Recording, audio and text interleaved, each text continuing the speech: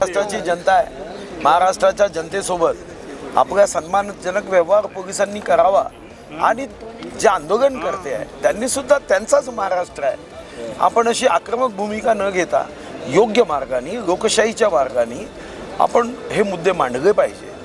सुदैवाने आम्ही विदर्भात राहतो. साधारणतः 1930 ते 1948 महात्मा गांधींचा या पावनभूमीला वर्धेतून त्यांनी अहिंसेचा मंत्र दिला होता. विश्वरत्न, भारतरत्न, महामानव डॉक्टर बाबासाहेब आंबेडकरांनी याच भूमीमध्ये दीक्षा दिली.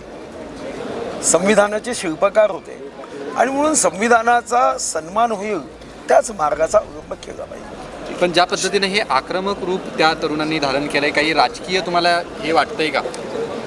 नाही, राजकीय काही असेल असं तर मला वाटत नाही. कारण त्या तरुणांना याची जाणीव नक्कीच आहे की खूप जास्त आक्रमक झालो तर कारण नसताना पोलिसांच्या रेकॉर्डमध्ये त्यांच्या भविष्यासाठी काही अडचणी निर्माण होऊ शकतात. म्हणून मला याच्यात दूरपर्यंत काहीही राजकारण वाटत नाही. पण एक खरं आहे, सळसळत्या रक्ताचे, धडकत्या हृदयाचे हे तरुण बंधू भगिनी आहे. त्यांना आपल्या भविष्याबद्दल आग्रही भूमिका मांडावी असं वाटणं हे काही गैर आहे असं मला वाटत नाही. मी जेव्हा तरुण होतो तेव्हा मी गाठ्या खात आंदोलनं केली या भारतीय जनता पार्टीची. आता ठीक आहे, आता वय झालं.